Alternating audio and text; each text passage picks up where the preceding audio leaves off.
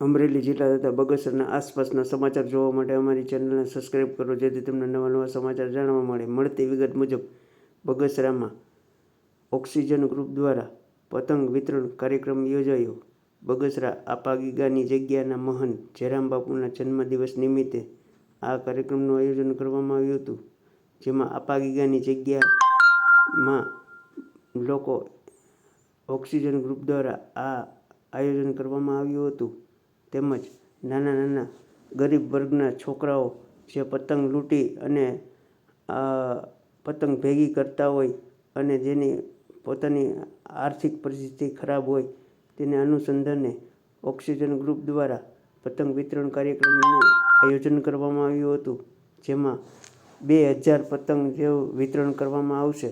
તેમજ આ કાર્યક્રમ 3 દિવસ પતંગ વિતરણનો કાર્યક્રમ ચાલશે, જેમાં મકર સંક્રાંતિના દિવસે પણ આ પતંગ વિતરણ કરવામાં આવશે.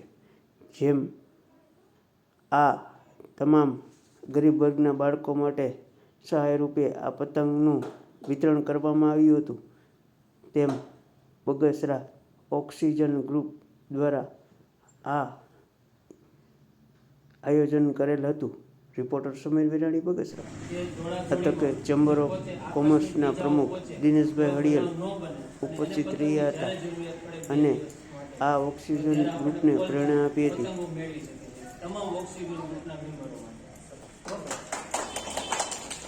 ગ્રુપ દ્વારા જે આયોજન થાય છે, જે સેવાઓ થાય છે, બાપુ ખૂબ રાજીપો મેળવે છે અને આપાગીગાના કાયમી ઉદ્યોગો તમને આશીર્વાદ મળતા રહે.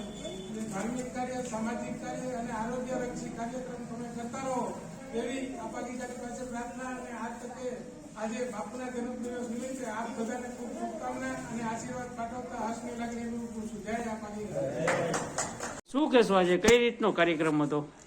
આજરોજ મકર સંક્રાંતિ નિમિત્ત આવી રહી છે, ત્યારે આજે આપાગીગા મંદિર ખાતે જયરામ બાપુના જન્મદિવસ નિમિત્તે જયરામ બાપુને સાલ ઓઢાડી પુષ્પગુચ્છ આપી અને સન્માન કરેલ ઓક્સિજન ગ્રુપ દ્વારા.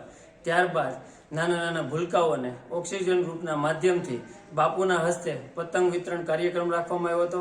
અને સાથોસાથ આજથી 14 તારીખ સાંજ સુધી આજુબાજુ બગસરા શહેરના નાનામાં નાનો વર્ગ જે પતંગ લૂંટી અને ઈજા ન પામે તેવા હેતુથી ઓક્સિજન ગ્રુપના મેમ્બરો દ્વારા પતંગ વિતરણ કરવાનું સતત ચાલુ રહેશે અને ચાલુ રાખવાનો એક નિર્ણય લીધેલો છે. ત્યાંથી બગસરા શહેરની જનતાને આનો લાભ લેવા અનુરોધ કરું છું.